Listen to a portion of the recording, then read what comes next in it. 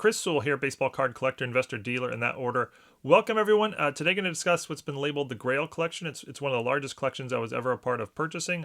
Made it just a few weeks ago with Mike Moynihan and John Keating, and we'll get into the details of that in just a bit here. But a lot of you have been asking about it, so I thought I'd make sort of like a preview video here discussing some of the details, but going to make a full recap video in a few months after we've sold through everything and all the dust is settled and we have all the numbers and all that. But yeah, going to make a sort of a preview video here as this was a pretty incredible collection, and we'll go through the details of what's happened so far.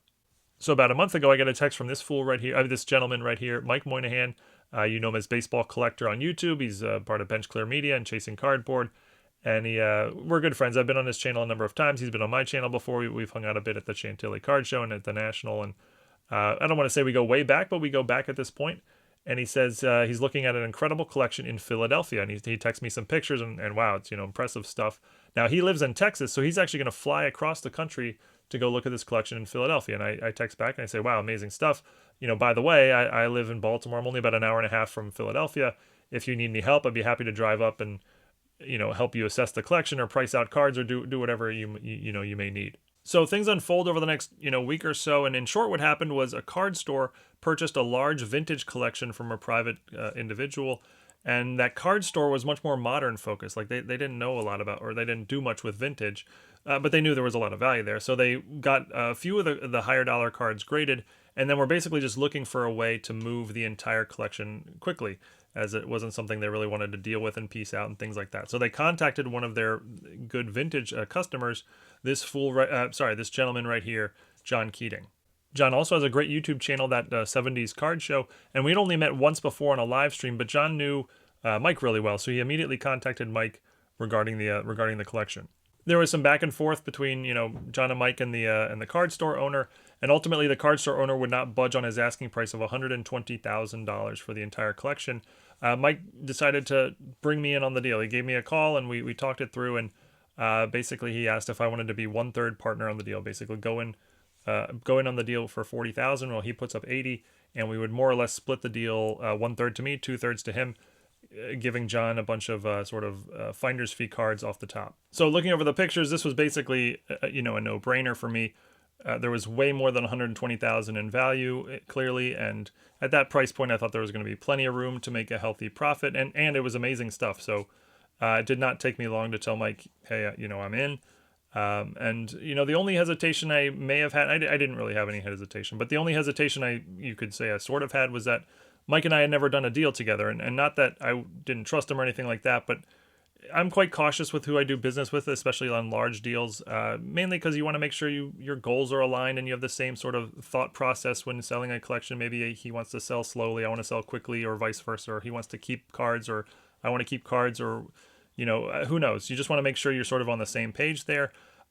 So in an ideal world, Mike and I would have done some smaller deals together first to sort of understand that better before doing such a large deal as our first deal together. But it wasn't really something I was worried about. Like everything I knew about him said this was going to work out well. So before the deal goes down, Mike and I have a number of conversations about how we're going to do this. Like, how are we going to split up the cards? What's going to be fair? How is this all going to work? And I basically say, why don't I just take 1/3 of the value of the cards and they're mine, and I can do whatever I want with them, and I can sell them, I can grade them, I can keep them, whatever I want. You keep 2/3 of the values of the cards, same thing. You can do whatever you want, sell, keep, give away to your friends, whatever you want to do with it. And if there's any cards specifically that you want to keep, we'll just make sure it's in your pile. If there's any cards I specifically want to keep, we'll make sure it's in my pile. And this is all after, John has taken his cut off the top. And this was basically the plan going into, I think, the night before. Mike called and said, hey, I have a slight concern with our plan, and that is there's a lot of cards in this collection that need to be graded, and predicting what grades they're going to get is really difficult, and predicting and understanding what their value is going to be beforehand is really, really hard, and may actually not end up fair and balanced in the end. One of us may end up with all the big hits, or maybe a card grades a 10 and it's suddenly a big difference in what we had expected. And he came up with the idea that we should basically do what I said. I'll take 1/3 of the value, he takes 2/3 of the value, but in addition, we'll make another category, which is shared stuff, and that's all the stuff that needs to be graded, or anything we don't know we don't really have a sense for what the value is or what it would sell for, and that we'll all put into this shared category. We'll do that stuff together, get it graded, together, and ultimately it's 2/3 value to him and 1/3 to me. But that's sort of stuff we we'll split up later, if you will, after it's been graded or after it's been sold, and that way we'll have a better understanding and make sure it's more fair. And I thought this was an absolutely fantastic idea. So, that was basically the plan going in. Again, this is after John takes a nice finder's fee cut off the top. So the deal was going down on a Tuesday. This is now, I guess, 3 weeks ago or so at this point. So I pull out the cash and I drive up to Philadelphia. Actually, I had a minor hiccup pulling out the cash, but we'll save that for the recap video. But drive up to Philadelphia on Tuesday morning, arrive at John Keating's house, maybe around 11 or so. And shortly after, the card store owner arrives, and he had already given John the vast majority of the cards to sort of go through and, check and make sure everything was there. But he brought with him, the final really, really valuable cards. And I mean, the deal happened real fast. We just had to quickly confirm that all the cards were there. They were. And we handed him over $120,000 in cash. And he didn't count it. He just put it basically in like a shoebox and said if there was any issues, he would let us know later, which he never did. So I guess we counted it correctly. But yeah, by maybe, I don't know, an hour later, it was just me, John, and Mike there with a large pile of cards and all day to have some fun.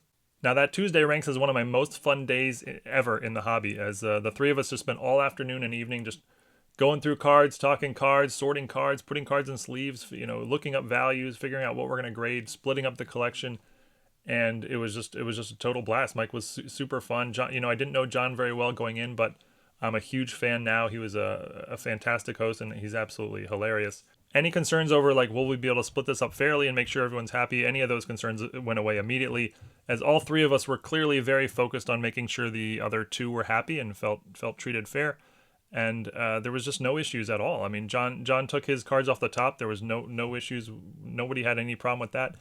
Mike and I then basically split up, a lot of the collection into 1/3, 2/3, and there was just no issues. I mean, Mike wanted some cards specifically, he got them. I wanted some cards specifically, I got them. There may have been an overlap here and there, but we just made an agreement, and nobody had any problems with anything.